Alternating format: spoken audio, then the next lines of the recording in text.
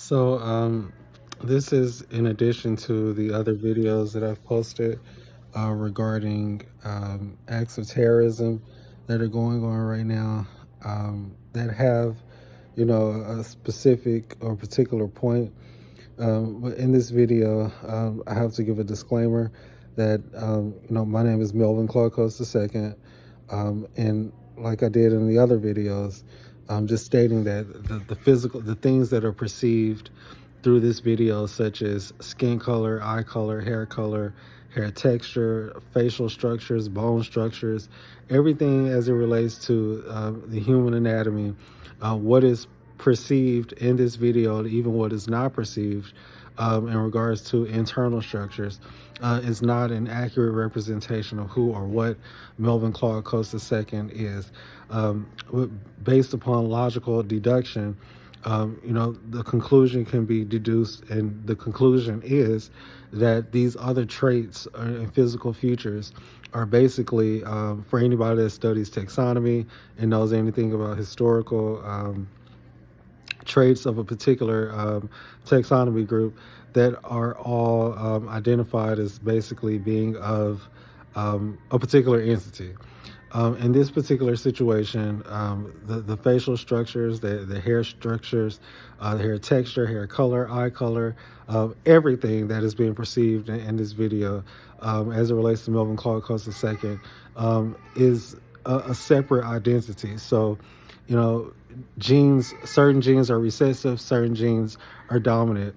And I want to make it very clear that it's very important that people realize that when dealing with acts of sabotage in relation to acts of terrorism against a group of people, whether the perpetrator or the terrorist does it in a first degree, a second degree, or is a pyramid scheme type of situation, there is, the element of, knowledge and truths in regards to genetics or genes. So with the fact that, certain genes are recessive, other genes are dominant, those genes, in a situation where a man and a woman recreate, it only takes, one DNA to, one sperm cell carries, genetic information, when, the release of millions, or in other people's situation may be different. But basically they're individual bodies. And so, Melvin Clark Coast II, say for example, does not have a beard. So the beard in this video is a completely separate entity that is at the genetic level cannibalizing against Melvin Clark Coast II, which is a very serious crime. And I just found out about the situation. And so everything has been altered, which is a form of obstruction of justice, sabotage, and, bio-terrorism. And discerning, what and who Melvin Clark Coast II is as it relates to the surrounding laws and the legal environment that we're in, is very important. So I just have to make it very clear that, again, Melvin Clark Coast II does not have brown eyes. Melvin Clark Coast II does not have black hair. Melvin Clark Coast II does not have canine teeth.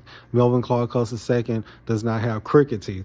Melvin Clark Coast II does not have, the hair texture of what is being displayed in this. So if it's not Melvin Clark Coast II, then who or what is it? So it is, the terrorists, maybe not the principal of the crimes that are happening as far as internally, but it is one of the perpetrators that are, as far as the pyramid scheme is concerned, devouring upon me. And then there's the external environment, people who are not upholding the Constitution, people who are not, in active duty combat against terrorism in regards to, what most people know, there's a public enemy, the devil. And, for Christians, there's certain passages in Christian theology regarding, the nature of the devil and how the devil, preys against, human beings to basically cannibalize upon them. And, it's the same situation with, the nature of parasites, how they, basically get into the gene and basically, cannibalize a person and target them. But unlike biology with no bias, when it comes to biology as it relates to Judaism or Christianity or religion, then there is a core intent behind every manifestation of fallen angels, or what the devil is, and that intent is to basically murder and destroy. So certain people are targeted because of the genes that they actually carry, and with all of the other elements such as the electromagnetic spectrum, EMS, and the capabilities with that, UAPs, unidentified anomalous phenomena, and anomalous being equated with anonymous. So you have to use the law of excluded middle and all of the other tools that are available to deduce the truth. And here in D.C., District of Columbia, Washington, D.C., in the United States of America, there's legislation, the Department of Homeland Security, in partnerships with Israel and Great Britain. And most people, that come from Great Britain or England or Europe, in addition to other people around the world, know about, creatures and people who do evil things. So to basically shine a spotlight on one particular phenomena is, regardless of what I am, the ability to stay on say for instance a parcel of land, and if I'm perceived as a devourer, then me having 1 or 2 or 3 acres and having the hands, legs, the basic things that are necessary, to plant food, to have animals that I can butcher and things like that, then I wouldn't be bothering anybody else. I wouldn't be a threat to anybody else. So for me to be targeted, for me to be experiencing criminal activity against me as a victim, that has also happened to other people who actually are recognized, outwardly, as far as, dominant genes and traits, as being Jewish and Israeli, and having suffered death as a result of being bombed or shot or being manipulated into car crashes like Princess Diana. If you study the Bureau of Justice statistics, then that means that I carry something that the devil is covering up by a trick or a scheme. And that is, a form of, it is a criminal code, and it's a crime.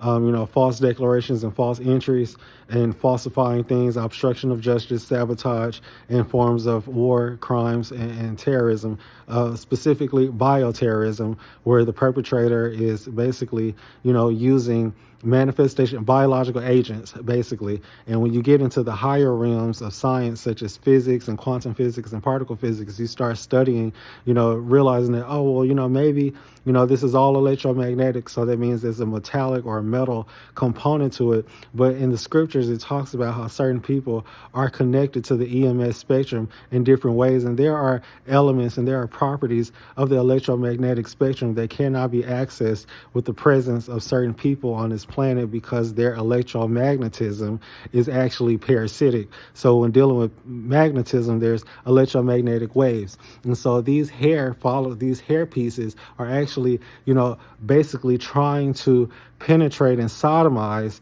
my celestial body, which is why they're going outwardly. But in my situation, the hair doesn't, grow fast. So some men, they have a long beard, but mine doesn't really grow that fast. But it's trying to get into my celestial body, the parts of me that it is covering up. And so all throughout scripture, it talks about, there's a heavenly realm and there's a realm of the electromagnetic that is, basically, for what most people know, is like, Ireland, England, Scotland, Great Britain, and that part of the electromagnetic spectrum is what some people, quote unquote, is like heaven. And so when dealing with, the education as far as Judaism and Christianity and what that entails as far as accessing that requires the release or the breaking of, certain strongholds, which are like magnetic bonds. And so there are certain biological agents in the environment that cause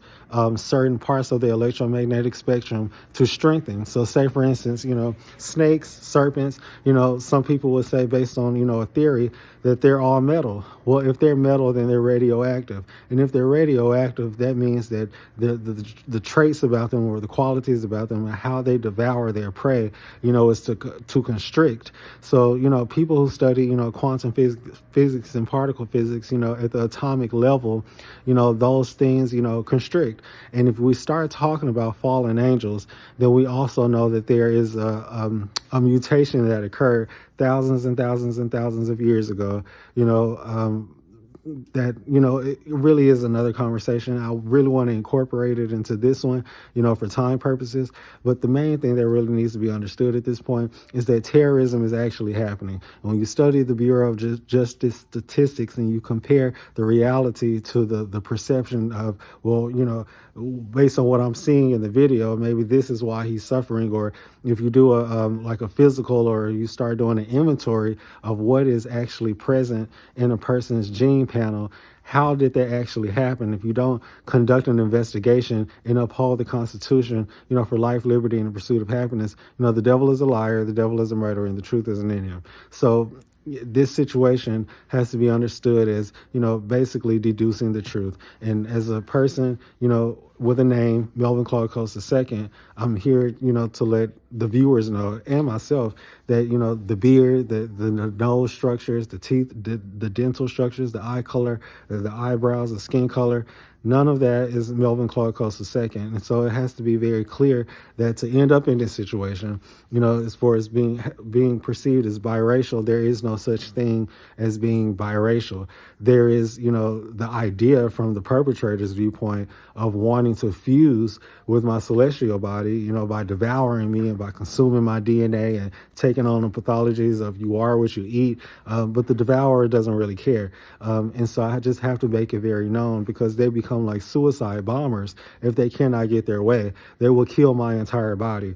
And that's just not going to happen. So that's when it becomes treason and seditious conspiracy, when communicating to other people who are in place, particularly in America and DC, having legal obligations to uphold the Constitution, not just for themselves, but for other people, and how they aid and abet the Hamas terrorist organization that is actually engaging in very extreme forms of warfare, to the degree that, they're just bombing people outright. And for a terrorist leader to state that they're going to continue in the October 7 attacks, and the degree and severity and nature of those attacks and the weapons that were used, the pathologies that were used, until Israel is annihilated, is basically a declaration to declare, an outright Jewish Holocaust, which, consists of, a gene pool of people. And for another entity, such as, say, for instance, a UAP, those are creatures that, are, hardly identified, even though they, exploit them and show them and film in the media.